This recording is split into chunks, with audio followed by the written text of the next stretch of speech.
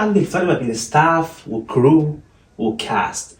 الستاف اللي هو الطاقم العمل اللي بيبقى شغال في مؤسسة، في شركة، في مدرسة. For example, the company's sales department has a staff of 10. يعني قسم المبيعات بتاع الشركة في ستاف، في طاقم من 10 أشخاص.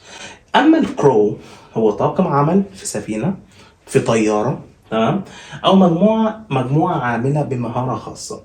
For example, my brother joined the crew of a large fishing boat. أخويا انضم للطاقم بتاع قارب الصيد. تمام. أما الكاست ديت بتبقى خاصة بالطاقم الممثلين. تمام. حتى يقول لك casting.